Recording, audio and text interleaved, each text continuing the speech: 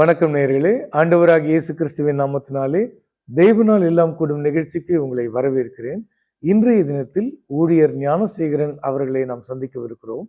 கர்த்தருக்காக அருமையான பாடல்களை ஏற்றி பாடி சபை ஊழியத்தை நடத்தி வருகிற அருமையான ஊழியர். எத்தனையோ கண்ணீரின் பாதையின் வழியாக அவர் சென்று இன்றைக்கு கர்த்தருக்காக ஜெயமான ஒரு ஊழியத்தை செய்து வருகிறார். அவரோடு கூட நாம் பேசுவோம். உங்களுடைய பேரு, உங்களுடைய குடும்ப பின்னணி, உங்களுடைய இளமை காலம், சின்ன வயசுல எப்படி இருந்தீங்க, கூட பிறந்தவங்க, அந்த சூழல்லாம் எப்படி இருந்துச்சு, எல்லாமே சொல்லுங்க. அதுக்கப்புறமா எப்போ ஆண்டவர் உங்களை தொட்டார், எப்படி நீங்க ரட்சிக்கப்பட்டீங்க, எல்லாத்தையும் சொல்லுங்க. என்னுடைய கிராமம் வந்து பற்றைப்புறம் வந்து ஒரு கிராமம். அங்கதான் நான் பிறந்து வளர்ந்தேன். எனக்கு வந்து அப்பா அம்மா 4 தங்கச்சிங்க எனக்கு. ஸோ நான் ஒரே ஒரு பையன் தான். ஸோ எங்கள் அப்பா என்ன நினச்சேன்னா, படித்து நல்ல வேலைக்கு போகணும் அப்படிதான் என்ன நினச்சாரு. ஆனால் வேலைக்கு போகிற மாதிரி அமையல. துன்மார்க்கமான வாழ்க்கை வாலிபத்தில். ஒரு குறிப்பிட்ட காலங்கள் வரைக்கும் சினிமா பாடல்களை கச்சேரியில் பாடிட்டு அப்படிதான் இருந்தேன். ஓகே. அப்போ ரொம்ப மோசமான ஒரு வாழ்க்கை தான். எல்லா பழக்கங்களும் வச்சுட்டு போயிட்டு இருந்தான். அந்த நேரத்துல எனக்கு 2 மணி இன்டர்வியூகள் வந்தது அரசாங்க வேலைக்கு. ஓகே. ஆனா 3 கவர்மெண்ட் ஒர்க்கும் என்ன ஆச்சுன்னா, ஒரு ஒர்க்கு வந்து ஹாஸ்பிட்டல்ல மருத்துவமனையில எனக்கு வேலை கிடைச்சி அந்த இடத்துல மறுநாளே அதை வந்து கேன்சல் பண்ணிட்டாங்க. அதை விட்டு வெளியே வந்தாச்சு. ஓகே. அதுக்கப்புறம் இன்னொரு கூட்டுறவுத்துறையில ஒரு ஜாப் வந்தது. அதுவும் வந்து எனக்கு கிடைக்காம வேற இடத்துக்கு போயிடுச்சு. ஐசிஎம்ஆர்ல ஒரு வேலை கிடைச்சு. இப்படி எல்லா வேலைகளும் தான் தொடர்ந்து கிடைக்கவே இல்லை, அப்படி போயிடுச்சு. திரும்பவும் அதே தான், கச்சேரிக்கு போறது அப்படி போட்டுட்டு அப்படியே போயிட்டு இருந்தேன். ஒரு குறிப்பிட்ட காலங்கள் வந்து வீட்டுல நான் ஒரே பையன் இருந்ததுனால அவங்க வந்து எதுவும் கேட்க மாட்டாங்க. என்ன செல்லமா வளர்த்துட்டாங்கன்னு வச்சுங்களேன். என்னிடத்துல இன்கமும் எதிர்பார்க்க மாட்டாங்க. அவர் எங்க அப்பா வந்து ஒரு வியாபாரம், மீன் வியாபாரம் பண்ணுவார். பண்ணி அப்படிதான் காப்பாத்து. அம்மாவும் அதே தான், கூலி வேலைக்கு தான் போவாங்க. இதுல 4 தங்கச்சிங்களும் படிக்க வச்சாரு ஓரளவுக்கு. அதுல ஒரு தங்கச்சி மட்டும் நல்ல டிகிரி படிக்க வச்சாரு, எம்ஏ பிஎல் அது வரைக்கும் இது வரைக்கும் படிக்க வச்சாரு. ஆனா கர்த்தர் பாத்தீங்கன்னா எல்லாருக்குமே மேரேஜ் பண்ணபடியா ஆண்டவர் செய்தார். அப்பா இது எல்லாத்தையும் பார்த்துட்டாரு. ஒரு பாப்பாவுக்கு மட்டும் கல்யாணம் ஆகாது. அந்த நேரத்துல அந்த நாட்கள்ல தான் கிட்டத்தட்ட 1997 தான் ஆண்டவர் என்னை தொட்டார். எப்படி அது, ஆனா அது எல்லாம் துன்மார்க்கமான காரியத்துல போட்டிருந்தாலும் எங்களோட சர்ச் வந்து லுத்ரன் மிஷன் சர்ச் பட்டப்பிரபந்தல்ல. அதுல முதல் ஆள நான் தான் இருப்பேன். காலையில பெருக்கி பாய போடுறது, அடுத்தது பேண்ட் வாசிக்கிறது, மிருதங்கம் வாசிக்கிறது. ஸோ இது மாதிரியான ஒரு இதுல இந்த பேடத்துக்கெல்லாம் புல்பீட்டுக்கெல்லாம் துணி எல்லாம் மெழுகுவத்தி எல்லாம் கொடுத்து இந்த மாதிரி வேலையில ஒரு கரெக்டா இருப்பேன். ஆனா ஒரு நாள் கூட சர்ச் விட்டு நின்னதே கிடையாது. எப்படியான ஒரு காரியத்தை இருந்தா கூட சர்ச் மட்டும் நிக்க மாட்டேன். காலையில கரெக்டா அந்த டைமிங் முன்கூட்டியே ஃபர்ஸ்ட் ஆள நான் தான் இருப்பேன். ஸோ அந்த வேலையை மட்டும் நான் விட மாட்டேன். ஆனா எல்லா பழக்கமும் இருக்கும், ஆனா சர்ச்சுக்கு மட்டும் போயிட்டு இருப்பேன். அது எதை பார்க்கல. ஆனா கடவுள் இப்படிப்பட்ட ஒரு சூழ்நிலைகள் வரும்போது எங்களை சர்ச்சில் 98 நினைக்கிறேன், அந்த நேரத்துல எங்க கிராமத்து சர்ச்சில் ஒரு பாஸ்டர் தாஸ்ன்னு ஒருத்தர் செய்தி கொடுக்க வந்தார். ஓகே. ஸோ என்னுடைய மூமெண்ட்டு, என்னுடைய இதெல்லாம் பார்த்தாரு. அதே மாதிரி விபிஎஸ்ஸு, சண்டே கிளாஸு இதெல்லாம் ம். வந்து பார்த்தீங்கன்னா, சண்டே கிளாஸ் எப்படி நடத்துவோம்னா, சின்ன பிள்ளைங்கள ரொம்ப அழகா வழி நடத்துவேன். ஒரு ம். 120 பசங்க, 150 பசங்க இருப்பாங்க. ஓ! அவங்க ஓகே. 10 பேரையும் வந்து ஒரு 4 டீச்சர்ஸ் வச்சுட்டு பக்காவா நடத்துவோம். நல்லா ம். நடத்துவோம். ம். அவங்களுக்கு நல்ல ஜெபங்கள சொல்லிக் குடுக்குறது, பாட்டுகள சொல்லிக் குடுக்குறது, ஆ. அதே மாரி அவங்களுக்கு ப்ரேயருங்க நடத்துறது, ஃபாஸ்டிங் ப்ரேயர் இப்படியெல்லாம் ம். பிள்ளைங்க உற்சாகமா வருவாங்க. ம். அவங்கள ஒரு 50 பசங்க, 70 பசங்க தூரமா கூட்டிட்டு போய் ஸ்கூல்ல அவங்கள நிரப்பி, அவங்கள சாப்பாடெல்லாம் கட்டின்னு வர சொல்லி, அவங்கள இருக்க ம். வச்சு, அவங்க ப்ரேயர் அப்படி வளர்த்ததுனால, இன்னைக்கு அந்த பிள்ளைங்கலாம் வந்து இன்னைக்கு நல்ல ஊழியக்காரா இருக்கிறாங்க. ஓ! நல்ல ஜாப்ல இருக்கிறாங்க. அந்த ஓகே. ஒழுக்கத்துல வளர்ந்து நல்லா இருக்கிறாங்க எங்க கிராமத்துல. ஓகே. அப்படிதான் பண்ணிட்டு இருந்தேன். ம். இந்த ஒர்க்கெல்லாம் பார்த்துட்டு தான் பாஸ்டர் பிரதர் தாஸ்ன்ற ஒருத்தர் என்ன செஞ்சாருன்னா, இவரு நல்ல செய்வாரு அப்படின்னு ம். என்னோட கூட தொடர்பு கொண்டு, ஓகே. மணவூர்ல ஒரு கிராமம் இருக்கு ம். சார். நம்ம அங்க போய் ஊழியம் செய்யலாம் ம். அப்படின்னு சொல்லிட்டு அவரு எனக்கு சொன்னாரு. ஓகே. சரி அத சொல்லி ஒரு 1 இயர் காலம் ஆச்சு. எனக்கு அது மாதிரியான ஒரு வாய்ப்பு இல்ல அப்படி இப்படின்னு சொல்லிட்டு அப்படியே நான் தட்ட கடிச்சுட்டேன். ம். ம். ஒரு நாள் என்னுடைய வீட்டு ஓரத்துல ஒரு திண்ணை இருக்கும். அந்த ம். திண்ணையில தான் நாங்க படுப்போம் அந்த சம்மர் சீசன்ல. ம். ம். அங்க தான் படுத்துட்டு இருந்தோம். அவ ஓகே. படுத்துட்டு இருக்கும்போது என்ன செஞ்சுட்டுனா, திடீர்னு ஒரு சத்தம். ம். பாவங்களை மறைக்கிறவன் வாழ்வடைய மாட்டான். அதை அறிக்கை செய்து செய்து விட்டு விட்டு விடுகிறவன் விடுகிறவனும். வேர்டு ம். ஒரு பிரசங்கத்தார் ஒரு ஊழியக்காரர். அந்த ம். வேர்டு வந்து எனக்கு காதுல கேட்குது. ம். கேட்குது வந்து உடனே கேட்ட உடனே அத வந்து மனசு டக்குன்னு எழுந்து உட்கார்ந்துட்டேன். உட்கார்ந்து மனசு ரொம்ப கஷ்டப்படுது. சரி நம்ம வந்து சர்ச்சுக்கு போறோம். ம். நல்லா பாடுறோம். எல்லா ப்ரோகிராம்லயும் கன்வென்ஷன் கொடுத்துலாம் நம்மள தான் பாட வைக்கிறாங்க. இவ்ளோ ம். சூழ்நிலை இருக்கும்போது, ம். இப்படி நம்ம வந்து இது இப்படியே வாழ்ந்துட்டு இருக்கிறோமே! அப்படின்ட்டு ம். ஒரு இது. அப்ப காலையில சர்ச்சுக்கு போனேன். ம். சர்ச்சுக்கு போனேன். என்ன பாஸ்டர் கிறிஸ்டி வில்சன்னு ஒருத்தரு ம். அவரு பாஸ்டரா இருந்தாரு அப்போ. ஓகே. அவரு ஓகே. என்ன பண்ணாரு, என்ன திடீர்னு ஒரு நாள் என்ன கூப்பிட்டு, "நீங்க ம். ரட்சிக்கப்பட்டியான்னு?" கேட்டாரு. ஆ. அன்னைக்கு காலையில "நீ ரட்சிக்கப்பட்டியா?" சர்ச் முடிஞ்சோனையும் என்ன ஒரு பைக்ல ஏத்திட்டு அவங்க வீட்டுக்கு கூட்டிட்டு போறாரு என்ன. "நீங்க வாங்கப்பா பிரதர் போலாம் அப்படின்னு ம். கூட வாங்க" அப்படின்னு கூட்டிட்டு ம். போறாரு. அப்போ வழியில வரும்போது என்ன பார்த்து கேட்கிறாரு, "நீங்க ரட்சிக்கப்பட்டியா?" நம்ம சர்ச்சுக்கு போறோம், ம். பாட்டு பாடுறோம், ஆராதனை கலந்து எல்லாமே பண்றோம். ஞானஸ்தானமும் ஒரு ம். ஞானஸ்தானம் குழந்தை ஒரு ம். ஞானஸ்தானமும் எடுத்துட்டான். அப்ப என்ன ரட்சிக்கப்பட்டியா அப்படின்னு சொல்லிட்டு கேட்கிறாரு. எனக்கு என்ன ஒண்ணும் புரியல. ம். அப்போ அவரு கேட்டேன், "நான் வந்து எல்லாமே பண்ணிட்டேன். இருந்தாலும் நீ எல்லாவற்றையும் அறிக்கை செஞ்சியா? ம். நீ செய்யற தவறெல்லாம் விட்டியா? ம். நீ பரிசுத்தமா இருக்கிறியா?" அப்ப ம். எப்படி ரட்சிக்கப்பட்டேன்னு சொல்றேன். ம். அப்பதான் எனக்கு ஆவியானவர் உணர்த்த ஆரம்பிச்சாரு. கொஞ்சம் ம். பேச ஆரம்பிச்சாரு. அப்போ திருப்பி நான் மறுநாள் அன்னைக்கு தொடர்ந்து 2 நாள் எனக்கு ஆண்டவர் தரிசனம் கொடுக்குறாரு. ம். அடுத்த நாள் என்ன செய்றாருன்னா, என்ன ஒரு தரிசனம் வருதுன்னா, ஒரு பெரிய நெருப்பு தழல் மேல ம். ஒரு நெருப்பு என்ன தொரத்திட்டு போகுது. ம். ஏன்னா அதாவது என்ன இது என்ன தொரத்திட்டு வருது? இது என்னன்னு ஒண்ணுமே புரியலையே அப்படின்னு சொல்லிட்டு நானும் என்ன பண்றேன் ஓடுறேன். ம். ஓடிட்டு மெயின் ரோட்டுக்கு போயிட்டேன். மெயின் ரோட்டுக்கு போனா என்ன தொரத்துது. நானும் அந்த அந்த நெருப்ப அப்படியே அந்த சூட்ல தாங்க முடியாத ஓடுறேன். ம். ஓட, ஓட, ஓட, ஓட திருவிழாங்காடு வருது. ம். அது ரோட்லயே போறேன் அவ்வளோ தூரமா. ஓகே. இது உண்மையான சம்பவம் இன்னும் என்னுடைய கண்ணுக்கு எதிர இன்னமும் இருக்கு அந்த மைண்டு. ம். ஓகே. அப்புறம் அந்த திருவிழாங்காடுல போயிட்டு நான் அங்க நிக்கிறேன். நின்ன உடனே திரும்பி பார்த்தா காணோம். ம். அப்போ அங்க பார்த்தா மணூர் ரோடு போகுது. ம். ஸோ அது வரைக்கும் நான் அந்த மணூருக்கு நான் போனதே கிடையாது. அது ஒரு ஓகே. Railway station area. நாங்க ம். இருக்கிற ஏரியா. நமக்கு எந்த ஒரு போறதுக்கு ஒரு இது கிடையாது. ம். இந்த இடத்துக்கு நான் போனேன். அங்க போய் நின்னு பார்த்தா அது மாரி அந்த வழி இருக்கு. அப்போ மறுநாள் காலையில இந்த தாஸ் பிரதர் வந்து நம்மள மனூர் ஒழித்து கூப்பிட்டாரு. ம். நம்ப இதெல்லாம் ஆவாதையா நான் அப்படின்னு சொல்லிட்டேன். திருப்பி இந்த தரிசனத்தை கொண்டு வந்து என்ன திருவிழாங்காட்டுல நிக்க வைக்கிறாரு. எனக்கு ஒண்ணும் புரியலையே அப்படின்னு சொல்லி தான் அதுக்கப்புறமா அவர் வந்து திருப்பி ஞாயிற்றுக்கிழமை அந்த ஞாயிற்றுக்கிழமை ஒரு நாள் என்ன ம். சந்திக்கிறேன். சந்திட்டு நாங்க போறோம் நீங்க வரீங்களா அப்படின்ட்டு அவர் பைக்ல என்ன கூட்டிட்டு போய் அப்போதான் நாங்க 8ல அந்த இடத்துல 908ல அந்த இடத்துல இந்த ஊழியத்தை ஆரம்பிச்சோம். ஓகே. ம். ஆரம்பிச்சு அவரை கூட நான் ஊழியம் பண்ணிட்டு வந்தோம். அது ஒரு அந்த கிராமத்தை பார்த்தீங்கன்னா, அது எப்படி சொல்ல பயங்கர விக்கிரகம் நிறைந்த ஊரு. அந்த இடத்துல ஒரு பெரிய சிவன் குளம் எல்லாம் பயங்கரமா இருக்கும். ம். அவங்க வந்து அந்த கடவுள வந்து பயங்கரமா வணங்குவாங்க. ஆனா கிறிஸ்டியனே கிடையாது. ஒரு ம். 10 குடும்பம், ஒரு 15 குடும்பம் ஏதோ ஒரு ஈசி சர்ச் இருக்கும். அந்த ம். சர்ச்சில இருக்காங்க. ம். அவ்வளோதான். அவ்வளோ பெரிய ஊர்ல. அப்ப அந்த கிராமத்துல நாங்க ஊழியம் பண்ணோம். நான் அந்த பாஸ்டர் ஊழியம் பண்ணும்போது ம். நெறைய பிசாசுகள், ம். நெறைய சூனியங்கள், மந்திரங்கள் இப்படியெல்லாம் அந்த இடத்துல ஒரு பெரிய அற்புதத்த ஆண்டவர் செய்தார். ஓகே. அப்ப ஜனங்க என்ன பண்ணா கொஞ்சம் கொஞ்சமா ஏத்துக்க அப்போ ஸ்தோத்திரம் பண்ண ஆரம்பிப்போம். Okay. இந்துக்களே நம்மளை பார்த்தா ஸ்தோத்திரம் பண்ண ஆரம்பிப்போம். ம். இப்படிதான் போயிட்டு இருந்தது. ஒரு எப்போ எப்போ எங்களை வந்து அதிகமா நேசிக்க ஜனங்கள் ஆரம்பித்தாங்களோ அப்படின்னு சொன்னா, அந்த இடத்துல ஒரு அம்மா வந்து மரித்து போற நிலையில ஒரு அம்மா இருந்தாங்க. அவங்க ம். வந்து பயங்கரமான இந்து. ம். அவங்களுக்கு வந்து 25 நாட்கள் வந்து அவங்க உதிரப்போக்கு ஆகி ம். மரிச்சிடுற நிலையில ஆயிட்டு, டாக்டர் Okay. என்ன சொன்னா, ஒண்ணும் பண்ண முடியாது எங்கள. நீங்க போய் ம். ஸ்ட்ரென்த்தான பொருள் ஏதாச்சும் கொடுங்க அப்படின்னு சொல்லிட்டு ம். ட்ரீட்மெண்ட் பார்த்து கொடுத்து அனுப்பிட்டாங்க. ம். அப்போ என்ன பண்றோம்னா, அவங்க நைட்ல மரிச்ச சூழ்நிலை ஆயிட்டாங்க. ஓகே. அப்போ வந்து என்ன பண்ணாங்க, சரி அந்த ஐயாங்கெல்லாம் வருவாங்களே, அவங்ககிட்ட போயிட்டு கொஞ்சம் கூட்டிட்டு வரலாம் அப்படின்னு சொல்லிட்டு ம். சொல்லி அங்க பக்கத்துல சொல்லியிருக்காங்க. ஒரு சைக்கிள், அப்பெல்லாம் பைக்கு ம். கிடையாது, ம். சைக்கிள் தான் அதிகமாங்க. ம். சைக்கிள் கொண்டு வந்துட்டு நாங்க ஒரு ரூம்ல ஒரு வீடு வாடகை எடுத்து ரயில்வே ஸ்டேஷன்ல அங்க தங்கியிருந்தோம். அப்போ எங்களுக்கு மேரேஜ் ஆகல. ஓகே.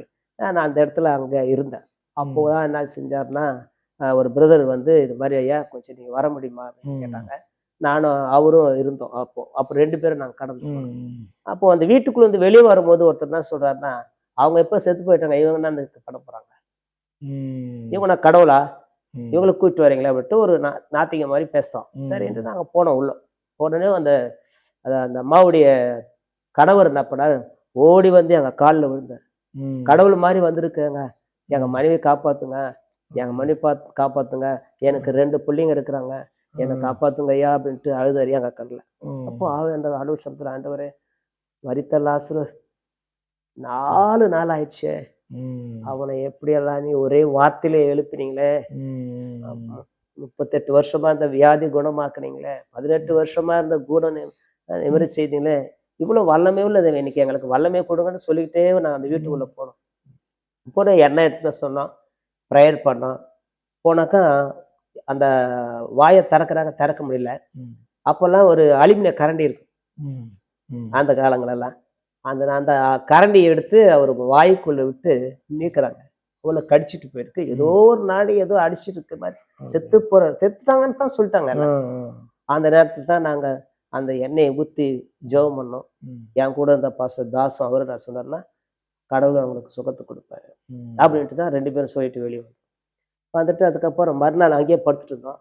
மறுநாள் காலையில் நானும் ஒரு சைக்கிள் தான், அந்த சைக்கிள் எடுத்துட்டு நேராக அவங்கள போய் பார்த்துட்டு ஜெபிக்கலாம் ம். அப்படின்னு சொல்லிட்டு நாங்கள் கடந்து போனால், அந்த அம்மா ஒரு வேலிங்கத்த மரத்துக்கு அடியில், அவங்க எதிர வீடு, அந்த மரம் இருக்கு, அந்த மரத்துக்கு அடியில் உட்காந்துட்டு அவங்க பல்லு வலிக்குது.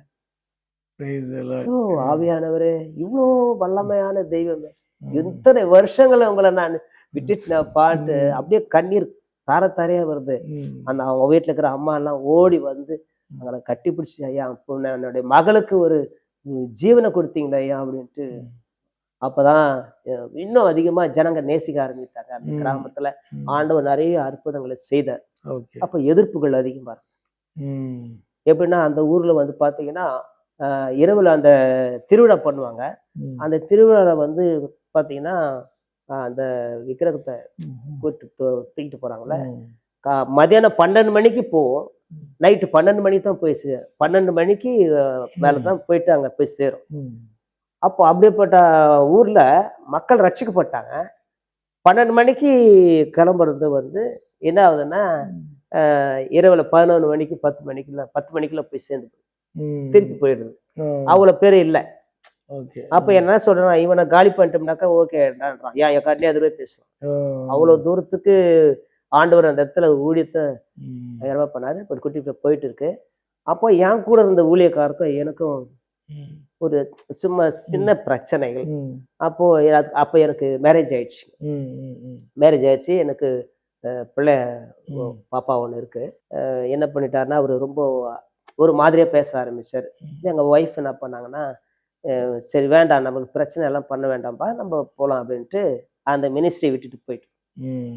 சரி மினிஸ்ட்ரி விட்டு போயிட்டு ரொம்ப கஷ்டப்பட்டோம். என்னன்னா மனைவி, நானு, வீட்டுல அப்பா சாப்பாடு போடணும். ஸோ இந்த சூழ்நிலை ரொம்ப கஷ்டப்பட்டு கொஞ்ச காலங்கள் ரொம்ப கஷ்டப்பட்டு இருந்தோம். அதுக்கப்புறமா சுவிசேஷ ஊழியங்களுக்கெல்லாம் இந்த பக்கம் ஆந்திரா பக்கம் எனக்கு நிறைய ஃபேன்ஸுங்கள் இந்த பக்கம்லாம் நிறைய இருக்காங்க. அப்போ நிறைய பாடல்களை பாடிட்டு இருப்போம். ம். ஒரு சின்ன சின்ன ப்ரேயருங்களுக்காக கூப்பிட்டு இருப்பாங்க. அப்போ ம். நாங்கள் ஊழியம் பண்ணியிருக்கும் போது ம். அதை வச்சு நான் அப்போ நான் நிறைய சுவிசேஷ ஊழியமாக போயிட்டு பாடிட்டு இருந்தேன். அந்த ம். நேரத்தில் கேஜி கண்டிக்கம்மா அங்கே ஒரு ஏரியா இருக்கு, அங்கே ஒரு ம். பெரிய மலை இருக்கும், அதில் அதிகமாக ஜெபி பண்ணாங்க. ம். அங்கே போயிட்டு 3 நாள் அங்கேயே தங்கி ஜெபிக்க ம். ஆரம்பிச்சேன். ஓகே. ஜெபிக்க ஆரம்பிக்க கர்த்தர் எனக்கு பேசினார். பேசி என்ன பண்ணிட்டாருன்னா, அவர் கரங்கள்னால ஒரு அழகான கரம், இவ்வளோ பெரிய கதிர்க்கட்டு கொண்டு வந்து என் கையில என் மடியில வைக்கிற மாதிரி ஒரு ம். தரிசனத்தை ஆண்டவர் கொடுத்தார். ஓகே. கொடுத்து ஒரே ஒரு வாரம் தான். அந்த வாரத்துல என்ன பண்ணேன்னா, ஒரு ஃபெலோஷிப்ல ம். கலந்துக்கிட்டேன். அப்போ அங்க வந்த என்னுடைய பாடல்னா எங்கனாலும் வந்துருவாரு. அங்க அங்க ம். இருக்கிற எந்த ஏரியாவுக்கு போனா அந்த திருத்தணி ஏரியாவுல அங்க நகரி அவர் ஊரு. ம். இது மாதிரி ஞானசேகர் வராரு அப்படின்னு சொன்னாங்கன்னா என்ன பார்த்து சொன்னாக்க உடனே அங்க வந்துருவாரு. ம். ஸோ அந்த மனுஷன் அங்க வந்திருந்தாரு. வந்துட்டு அவர் என்ன சொன்னார், ஐயா உங்களுக்கால ஒரு விஷயம் பேசணும். இப்ப என்ன பண்றீங்கன்னா, இப்போதைக்கு மினிஸ்ட்ரி இல்லாம தான் இருக்கிறேன் நான் அப்படின்னா, ஐயா வேண்டாம் நீங்க நான் சொல்ற மாதிரி செய்யுங்க. நாங்க மினிஸ்ட்ரி ஒரு இடத்துல பண்ணிட்டு இருந்தோம். அது மணவூருக்கு பக்கத்துல இருக்கிற பாகசாலையில அங்க ம். பண்ணிட்டு இருந்தோம். ம். அங்க ஒரு சில அந்த தப்பு பண்ணிட்டாரு அவரு. அதனால அந்த ஊரை விட்டு ஓடிட்டாரு. அங்க ஒரு 6 ஆத்துமாக்கள் இருக்கிறாங்கய்யா. அந்த ம். 6 ஃபேமிலி வந்து இன்னைக்கு நெற்கதியா ஞானஸ்தானம் கொடுத்து சுற்று அங்க நெற்கதியா இருக்கிறாங்க. ஓ. நான் போறேன், நான் என்னுடைய எனக்கு ஊழியத்தின் அழைப்பு இல்ல. ஆனா ம். இருந்தாலும் ஜனங்க வந்து கஷ்டப்படுறாங்களேன்னு சொல்லி நான் போயிட்டு அந்த வீட்டுல நடிச்சுட்டு வரியா, நீங்க அங்க போறீங்களா? ம். அப்போ அவங்க நான் என்ன சொல்றேன்னா, இப்பதான் அந்த ஏரியா விட்டு 1 இயர் ஆச்சு. நான் வெளிய வந்துட்டேன். ம். திருப்பியும் அந்த இடத்துக்கே என்ன வர சொல்றீங்க. ஆண்டவர் வைக்கிறாருன்னு யோசித்து சரி போறேன்ட்டேன். போனா அந்த ஊருக்கு போனா, அவங்க வந்து எனக்கு தெரிஞ்ச ஓ. மனிதர். ஓ. அவர் அரசியல்ல ரொம்ப ஒரு ஃபேமஸான ஒரு மனுஷன். ம். இங்க ம். ஆவடி டிப்போல தான் அவர் கண்ட்ராக்டா ஒர்க் ஓகே. பண்ணியிருந்தாரு. ஓகே. அவர் பார்த்தீங்கன்னா, செல்வராஜ்ன்னு ஒரு நண்பர். ஒரு ம். அருமையான சகோதரன். ம். அந்த ஒரு சகோதரன் தான் அந்த ஊழியத்துக்கு ஒரு இதுவா உறுதுணையா இருந்தாரு. துணையா இருந்திருக்காரு. ம். அப்ப அவரு வீட்டுக்கு போயிட்டு அவங்களுக்கு நிறைய பிரச்சனைகள். அந்த ம். ஊர்ல எதிர்ப்பு.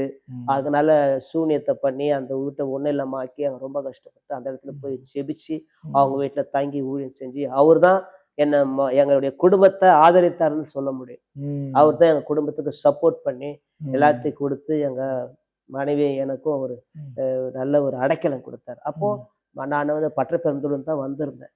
ரொம்ப கஷ்டப்பட்டோம். அதுக்கப்புறம் என்ன பண்றது எனக்கு ஒன்றும் புரியல.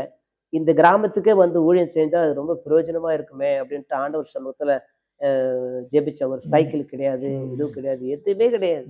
அப்ப அந்த மாதிரி சூழ்நிலை இருக்கும்போதுதான் ஓகே.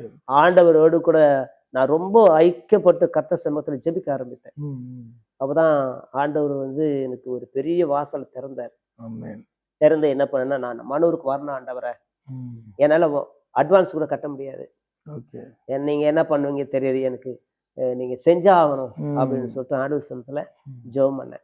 அப்பதான் கர்த்தர் என்ன பண்ணாருன்னா, அன்னைக்கு மறு வாரத்திலேயே எனக்கு தெரிந்த நபர் இங்க இன்கம் டேக்ஸ்ல ஒருத்தர் ஒர்க் பண்ணியிருந்தார். ம். அவருக்கு ஊழியத்துல இணைச்சார். ம். அப்ப அவருக்கு ஊழியம் பண்ணும்போது அவர் என்ன பண்ணாருன்னா, ஒரு விஷயத்த ஒரு வீட்டுக்கு போனோம், ஒரு காரியத்தை முடிச்சோம். அப்போ அவங்க ஒரு 2000 செக்கு கொடுத்தாங்க. ம். ம்.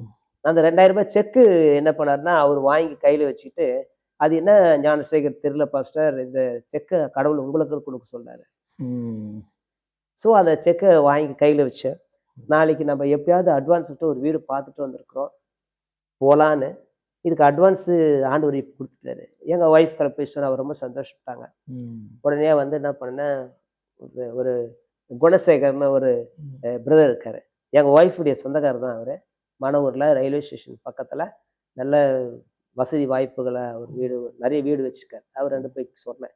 சரிங்க ஐயா, அவரு ஒரு பயங்கரமான இந்து. ம். அவரு அவரு வீட்டுக்குள்ள பாத்ரூம்ல தண்ணி ஊத்த அப்படின்னு விடுவாரு. அது மாதிரி சொல்லுவாரு.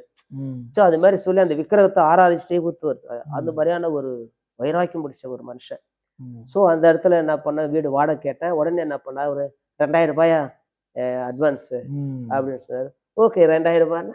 2000 கரெக்டா இருக்குது. ம். இந்த செக் நீங்களே மாத்திக்கங்க அப்படின்னு சொல்லிட்டு அவருக்கெல்லாம் அந்த ரூ. 2000 கொடுத்துட்டோம். ம். அவரு என்ன செஞ்சாருன்னா, அதை மாத்தி ம். ஓகே பண்ணிட்டாரு. வீடும் கொடுத்துட்டாரு. ம். வாடகை இருந்தோம். வாடகை இருக்கிறதுக்காக பார்த்தீங்கன்னா, எங்க ஊர்ல இருந்து எல்லா சாமானும் கொண்டு வந்தோம். ஆனா ஒரு ரூபாய் கிடையாது. எங்க கையில ரூ. 350 இருந்தது. ரூ. 300 வாடகை கொடுத்துட்டோம். வண்டி வாடகை. ரூ. 50 தான் கையில இருக்கு. ஓகே. ஸோ ரொம்ப குடும்பம். எங்க ஒய்ஃப் வந்து பார்த்தீங்கன்னா, ஒரு ரயில்வே குடும்பம். ரயில்வே அவங்க அப்பா ரயில்வே ஃபேமிலி மணவூர்ல. நல்லா வசதியா வாழ்ந்த ஃபேமிலி. ஓகே. ஆனா எங்களை அவங்க அம்மா என்ன பண்ணாங்கன்னா, எங்க மாமியார் ஊழியக்காரனை தான் நான் கல்யாணம் பண்ணுவேன், அவன் ஒண்ணும் இல்லாத இருந்தா கூட பரவாயில்ல அப்படின்ட்டு எங்க மாமியார் ஒரு அர்ப்பணிப்போடு எனக்கு கொடுத்தாங்க. ஆனா எங்க ஒய்ஃப் ரொம்ப கஷ்டப்படுறாங்க, மனசளவுல கஷ்டப்படுறாங்க, ஆனா வெளிப்புறமா சொல்ல முடியல. அதனால அவங்க என் கூட ஊழியத்துக்கு வரும்போது போகும்போதெல்லாம் அவங்களுக்கு அதுல ஒரு சந்தோஷம். அவங்க நல்லா பாடுவாங்க, நல்ல சிங்கர், அவங்க நல்லா அருமையா பாடக்கூடியவங்க. சரி அப்படியே வாழ்ந்தாங்க. சரி சின்ன பிள்ளைங்க ஸ்கூல்ல சேர்க்க முடியாது, ரொம்ப கஷ்டப்பட்டோம். அந்த இடத்துல ஒரு குறிப்பிட்ட நாள் வந்தப்ப என்ன பண்ண, வாடகை கட்ட முடியல. ஒரு 500 ரூபாய் அப்ப வாடகை. அந்த 500 ரூபாய் வாடகை கட்டவும் முடியல, அவ்வளோ கஷ்டம். காலையில எங்கேயாவது தெரிஞ்ச வீட்டுக்கு, அப்போ மனூர்ல நாங்க ஊழியம் பண்ண முடியல. அப்போ என்ன ஆச்சுன்னாக்கா, அவரு அந்த ஊழியத்தையே செய்யல, அவர் விட்டுட்டு போயிட்டாரு. அந்த ஊழியம் அப்படியே கிடக்கு. அங்க ரட்சிக்கப்பட்ட ஆத்துமாக்கள் எங்கெங்கயும் போயிட்டாங்க. இந்த ஸ்டூன்ல எனக்கு ஒரு ஆவியான உணர்த்திட்டாரு, ஏன் இந்த மினிஸ்ட்ரி நம்ம எடுத்துக்கூடாது, விழுந்து போன அந்த குடாரத்தையே நம்ம கட்டலாம், கண்டிப்பா கத்த செய்வார் அப்படின்ட்டு அந்த மைண்ட்ல வச்சு ஜோம் பண்ணிட்டு இருக்கேன். அந்த நேரத்துல பார்த்து அந்த வீட்டுக்காரர் என்ன பண்ணா, சொந்தக்காரர் தான், வாடகை கட்ட முடியாம அவருக்குள்ள ஒரு மனசு வந்துட்டு, அப்ப நீங்க வீடு காலி பண்ணி அப்படின்னு சொல்லிட்டாரு. மனசு ரொம்ப கஷ்டப்பட்டு என்ன பண்றோம், அந்த வீடையும் காலி பண்ணிட்டு ஒரு கூரை வீட்டுக்கு போகும்போது ஒரு வார்த்தை சொல்லிட்டு போனேன், என்னைக்காவது ஒரு நாளைக்கு அவன் ரட்சிக்கப்படுவான் அப்படி ஜெபம் பண்ணிட்டு கடந்து போனேன். கடந்து போயிட்ட பிறகு ஒரு கூரை வீட்டுல வாடகை. அப்போ ஒரு 4-5 மாதங்கள் கழித்து அவருக்கு ஒரு பெரிய கட்டி வயிற்றுல எழும்பி நிறைய டாக்டர் போயிட்டு அது ஆகல, ஆப்ரேஷன் பண்ணவங்க பிச்சுக்கும். வீட்டுக்கு வந்து அவ்வளவு பெரிய. அப்பதான் நானும் எங்க ஒய்ஃபும் இது மாதிரி பிரதர் குணசேகரன் வந்து இது மாதிரி இருக்கிறாரு, 1000 தான் இருந்தாலும் நம்ம வீட்டுல வாடகை இருந்தோம், இருந்தாலும் அவர் என்னைக்காவது ஒரு நாள் நம்மளுக்கு ஆகாரத்துக்கு கொடுத்துருப்பாரு, பேசியிருப்பாரு. எங்க ஒய்ஃப் என்ன பண்ணாங்க, வேண்டாம், அவர் அவ்வளவு தூரத்துக்கு நம்மள பண்ணி எங்க மாமா இருந்தோம், அவர் என்ன இப்படி பண்ணிருக்கிறாரு, வேண்டாம் அப்படின்னு சொல்லிட்டு சொன்னாங்க. இல்லம்மா போலாம். சரி 2 பேரும் போனோம், ஜெபம் பண்ணுங்க. ஆண்டவர் வந்து எவ்வளவு பெரியவர். அந்த எண்ணெய் தான் ஜெபம் பண்ணி அந்த ரணத்து மேல போடுறோம். கொஞ்சம் கொஞ்சமா அவரு அந்த எல்லாமே அவர் போட்டோ எடுத்து வச்சிருக்கிறாரு. மீன் வெட்டினா எப்படி இருக்குமோ அது மாதிரி இருக்கும் அந்த இடம். அதாவது இப்போ அத போட்டோ எடுத்து வச்சிருக்க, இன்னைக்கு அவர் வச்சிருக்காரு. கொஞ்சம் ஆறி போச்சு, சூப்பர் ஆயிட்டாரு. எப்படி சொன்னாரு, வீட்டை விட்டு வெளியே போங்க, இன்னைக்கு அவர் போய் ஜெபிச்சுக்கிறோம். கர்த்தர் பெரிய விடுதலை கொடுத்தாரு. பிதா குமாரன் பரிசுத்த ஆவியின் நாமத்தில் ஞானஸ்நானம் கொடுக்குறேன். அவருக்கும் அவங்க மனைவிக்கும் ஞானஸ்நானம் கொடுத்து எங்க சபையில ரொம்ப முக்கியமா வச்சுட்டு இருந்தேன். ஒரு இடைவெளிக்கு பிறகு நம்ம தொடர்ந்து பேசலாம். ஓகே நேயர்களே, ஒரு இடைவெளிக்கு பிறகு தேவனால் எல்லாம் கூடும் நிகழ்ச்சி தொடரும். தேவனால் எல்லாம் கூடும் இடைவேளைக்கு பிறகு